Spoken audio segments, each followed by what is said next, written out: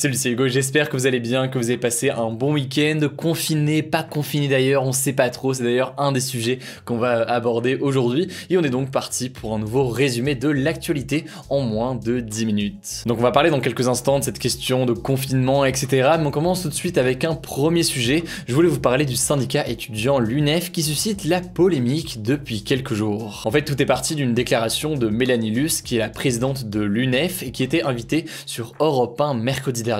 Elle a en fait affirmé que le syndicat étudiant, qui est politiquement classé plutôt à gauche, organisait régulièrement ce qui est appelé des réunions non mixtes. Ces réunions, c'est en fait donc des discussions entre personnes racisées, donc uniquement entre personnes non blanches, et c'est des discussions qui sont organisées pour permettre, je cite, aux personnes touchées par le racisme de pouvoir s'exprimer sur ce qu'elles subissent. Par ailleurs, elle a aussi expliqué qu'il existait des réunions similaires pour les femmes uniquement, donc des réunions sans hommes, dans l'objectif cette fois-ci de parler notamment du sexisme, et ce sans faire face au regard des hommes en parlant de ce sujet justement. Le truc c'est que cette déclaration concernant des réunions non mixtes sans personnes blanches a beaucoup fait parler, et notamment du côté de la droite, puisque le député Les Républicains Éric Ciotti et le président du groupe Les Républicains au Sénat Bruno Retailleau ont accusé tout simplement l'UNEF de racisme, un racisme qui serait donc selon eux contre les personnes blanches. Ils ont demandé tout simplement la dissolution, donc l'interdiction de l'UNEF. Le ministre de l'Éducation nationale Jean-Michel Blanquer a lui aussi réagi vendredi dernier sur BFM TV. Il a affirmé que ces réunions non mixtes racisées organisées par l'UNEF pouvaient mener, je cite, vers des choses qui ressemblaient au fascisme, et donc qu'il réfléchissait à des moyens potentiels de les interdire, même si en réalité au niveau de la loi ça semble plutôt dur à interdire aujourd'hui. En tout cas, en réponse à ça, 250 personnalités politiques, principalement de gauche, dont Jean-Luc Mélenchon ou encore Benoît Hamon, ont signé une tribune publiée dans le journal Le Monde ce matin pour défendre le syndicat UNEF et empêcher tout simplement sa dissolution. Bref, quoi qu'il en soit, au-delà de la polémique en tant que telle sur l'UNEF, ça pose une question plus large sur l'organisation de telles réunions. Est-ce que c'est une bonne façon de faire avancer les débats, les discussions, les idées, d'avoir des réunions non mixtes ou pas? C'est donc tout le débat qui ressort de ce sujet. De son côté, l'UNEF estime que cette polémique est en réalité une manœuvre du gouvernement pour ne pas parler de la précarité étudiante, affaire à suivre donc dans les jours à venir. Allez, on continue avec le suite du jour. On va parler du nouveau confinement en France qui a créé une énorme confusion ce week-end.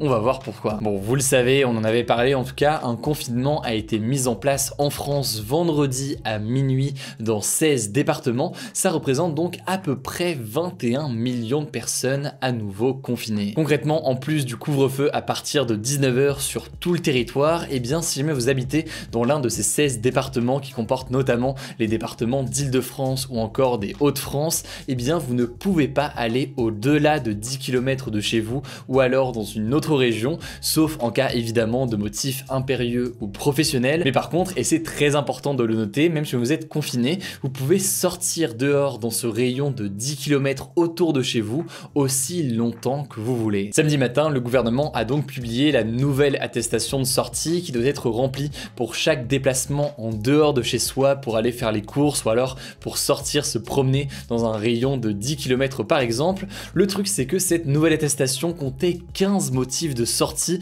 et elle était tout simplement incompréhensible, il y avait des contradictions dedans, elle était super longue, etc. Résultat, samedi donc, alors que le confinement était déjà en place, eh bien le gouvernement a changé d'avis et il a mis fin à cette attestation. En gros, désormais dans les 16 départements concernés, il n'y a plus d'attestation obligatoire entre 6h et 19h.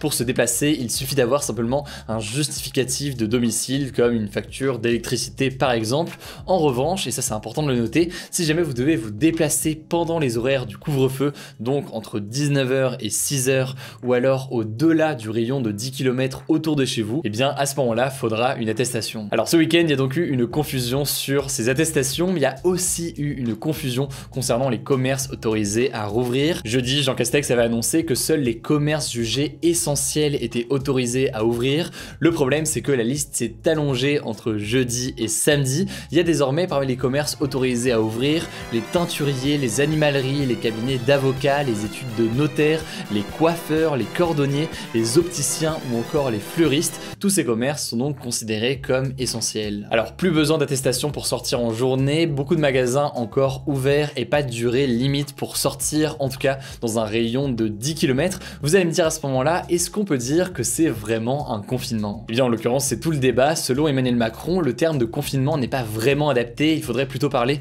de nouvelles mesures pour, je cite, freiner le virus sans nous enfermer. Sur les réseaux sociaux ce week-end, en tout cas, beaucoup se sont amusés de la situation. Le hashtag Absurdistan a même été largement repris ce week-end. Bref, vous l'avez compris, les mesures sont très loin d'être claires pour tout le monde. Beaucoup d'épidémiologistes comme Catherine Hill doutent très fortement de l'efficacité de ces mesures, donc logiquement on reste vigilant dans les jours à venir. Allez, comme chaque jour, on est parti pour un résumé de l'actualité en bref, et on commence avec une première info en France. Canal+ a diffusé hier un documentaire qui traite du sexisme dans le journalisme sportif. C'est un documentaire qui a été réalisé par la présentatrice Marie Portolano avec Guillaume Priou. Le truc c'est que selon le média Les Jours, eh bien Canal+ aurait censuré des passages sur Pierre Ménès, l'un des consultants sportifs vedettes de la chaîne. Parmi les séquences supprimées, il y a un passage dans lequel il embrasse par surprise la journaliste Isabelle Moreau en 2011 et un autre où Marie Portolano raconte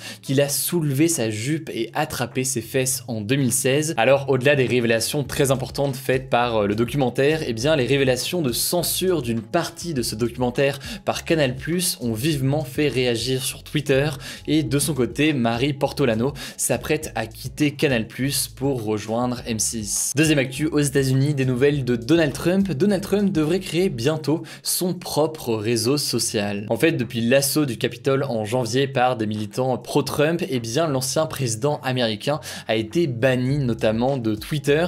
Du coup, la seule façon ou la façon principale pour lui de s'exprimer, c'est d'envoyer des communiqués de presse tout simplement aux journalistes via son équipe. Mais apparemment donc, il pourrait bientôt créer sa propre plateforme. Alors pour l'instant, on ne sait pas encore grand chose de cette nouvelle plateforme ou ce nouveau réseau social qu'il pourrait créer, mais selon l'un de ses conseillers, ce sera, je cite, quelque chose de gros, et Trump apportera des millions et des millions, des dizaines de millions d'abonnés à cette nouvelle plateforme. Bref, tout ça est très flou aujourd'hui, mais Donald Trump sera peut-être de retour sur les réseaux dans les prochains mois. On vous tient au courant évidemment dans les semaines qui viennent. Alors où est-ce que j'étais aujourd'hui? Eh bien j'étais à Helsinki, la capitale donc de la Finlande. Alors pourquoi ici? Eh bien parce que j'ai une anecdote sur la Finlande qui est tombée ces derniers jours. Le pays a été élu il y a quelques jours le pays le plus heureux au monde. C'est la 4e fois d'affilée que la Finlande obtient cette distinction, et il passe du coup notamment devant le Danemark, la Suisse ou encore l'Islande. Alors pour établir ce classement, une étude appelée le World Happiness Report, avec le soutien de l'ONU,